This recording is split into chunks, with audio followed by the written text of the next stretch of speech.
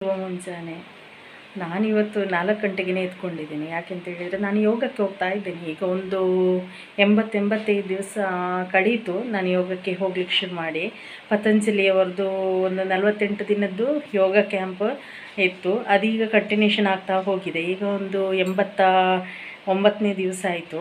ನಾನೀಗ ಕಂಟಿನ್ಯೂಸು ಯೋಗಕ್ಕೆ ಅಂತೇಳಿದರೆ ಕಂಟಿನ್ಯೂಸ್ ಅಂತೇಳಿದರೆ ನನಗೆ ನೈಟ್ ಡ್ಯೂಟಿ ಎಲ್ಲ ಇರುತ್ತೆ. ಡ್ಯೂಟಿಯಲ್ಲಿ ಹಾಗೆಲ್ಲ ಇರುವಾಗ ನನಗೆ ಒಂದು ವಾರ 10 ದಿವಸ ಹಾಗೆಲ್ಲ ಸ್ಕಿಪ್ ಮಾಡ್ತೇನೆ. ಬಾಕಿ ಟೈಮಲ್ಲಿ ನಾನು ರೆಗ್ಯುಲರ್ ಹೋಗಲಿಕ್ಕೆ ಇಷ್ಟಪಡ್ತೇನೆ. ಯಾಕೆ ತುಂಬ ಇಷ್ಟ ಆಗ್ತದೆ ಅಂತೇಳಿದರೆ ನಮ್ಮ ಮನಸ್ಸಿಗೆ ಎಷ್ಟು ನೆಮ್ಮದಿ ಸಿಗ್ತದೆ ಅಂತೇಳಿ ಹೇಳಲಿಕ್ಕೆ ಸಾಧ್ಯ ಇಲ್ಲ. ಯಾಕೆಂತೇಳಿದರೆ ತುಂಬ ಸ್ಟ್ರೆಸ್ ಲೈಫ್ ಈಗ ನಮ್ಮದು ಎಲ್ಲರದ್ದು ಅಷ್ಟೇ. ಯಾರ ಲೈಫಲ್ಲಿ ಒಂದು ಸ್ಟ್ರೆಸ್ ಇಲ್ಲದೆ ಇರುವ ಒಂದು ಡೈಲಿ ಲೈಫಲ್ಲಿ ಸ್ಟ್ರೆಸ್ ಇಲ್ಲದೆ ಇರೋದು ಕಡಿಮೆ. ಹಾಗೆಂತ ಹೇಳುವಾಗ ನನಗೆ ಇದರಿಂದ ಈ ಯೋಗಕ್ಕೆ ಹೋಗಲಿಕ್ಕೆ ಶುರು ಮಾಡಿ ಮೇಲೆ ತುಂಬ ಸ್ಟ್ರೆಸ್ ಕಮ್ಮಿ ಆಗ್ತಾ ಉಂಟು. ಯಾಕೆಂತೇಳಿದರೆ ಈಗಂತೂ ನಮಗೆ ದುರ್ಗಾ ನಮಸ್ಕಾರ, ಸೂರ್ಯ ನಮಸ್ಕಾರ, ಶಿವ ನಮಸ್ಕಾರ, ಷಣ್ಮುಖ ನಮಸ್ಕಾರ ಹಾಗೆ ಬೇರೆ ಬೇರೆ ರೀತಿಯದೊಂದು ನಮಸ್ಕಾರಗಳನ್ನೆಲ್ಲ ಕಲಿಸಿಕೊಡ್ತಾ ಇದ್ದಾರೆ ಈ ಪತಂಜಲಿ ಯೋಗ ಸಂಸ್ಕಾರ ಸಂಘಟನೆ ಸೇವೆ ಉಪ್ಪಿನಂಗಡಿ ವಲಯದವರು. ಅಲ್ಲಿದ್ದು ತುಂಬ ಶಿಕ್ಷಕರೆಲ್ಲ ಬರ್ತಾ ಇದ್ದಾರೆ. ಪ್ರದೀಪ್ ಅಣ್ಣ, ಆನಂದಣ್ಣ ಹಾಗೆ ಪ್ರೇಮಲತಕ್ಕ ನನ್ನ ಮೇಯ್ನು ಗುರು ಅಂತ ಹೇಳ್ಬೋದು ಅಷ್ಟೇ. ಯಾಕೆಂತೇಳಿದರೆ ನನಗೆ ಒಂದು ಮಾರ್ಗದರ್ಶಿಯಾಗಿ ಹೋಗಿದ್ದಾರೆ. ಒಳ್ಳೆಯ ಒಂದು ಮಾರ್ಗದರ್ಶನ ನೀಡಿದರು. ನಿಮ್ಮ ಕಾಲು ನೋವು, ನನಗೆ ಮಂಡಿ ನೋವು ತುಂಬಾ ಇದೆ. ಮಂಡಿ ನೋವಿನಿಂದ ನಡೀಲಿಕ್ಕೂ ಸರಿಯಾಗಿ ಆಗ್ತಾ ಇಲ್ಲ ನೋವಿನಿಂದಾಗಿ. ಹಾಗಾಗಿ ಪ್ರೇಮಲತಕ್ಕನ ಮಾರ್ಗದರ್ಶನದಲ್ಲಿ ನಾನು ಅಲ್ಲಿ ಸೇರಿಕೊಂಡಿದ್ದ ಮೇಲೆ ನಿಜವಾಗಿ ನನಗೆ ತುಂಬ ಇಂಪ್ರೂವ್ಮೆಂಟ್ ಆಗಿದೆ. ಯಾಕಂತೇಳಿದರೆ ನೋವು ಇಲ್ಲ ಅಂತೇಳಿ ಹೇಳ್ತಾ ಇಲ್ಲ, ಬಟ್ ನನಗೆ ತುಂಬಾ ರಿಲೀಫ್ ಅಂತ ಹೇಳ್ಬೋದು. ಹಾಗೆ ತುಂಬ ಖುಷಿ ಆಗ್ತಾ ಇದೆ.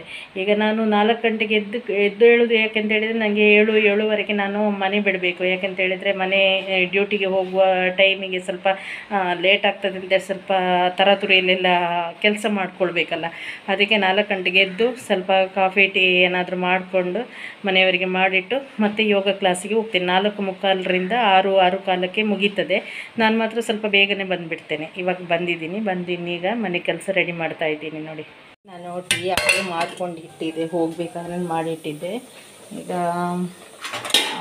ಫಿಶ್ ಕರಿ ಮಾಡ್ತಾಯಿದ್ದೀನಿ. ಡ್ರೈ ಫಿಶ್ ಕರಿ ಮಾಡಿದ್ದೀನಿ. ನಾನು ಮಾಡಿದ್ದು ಬಂದ ಮೇಲೆ ಕರಿಯಲ್ಲಿ ಮಾಡಿಬಿಟ್ಟಿದ್ದೀನಿ.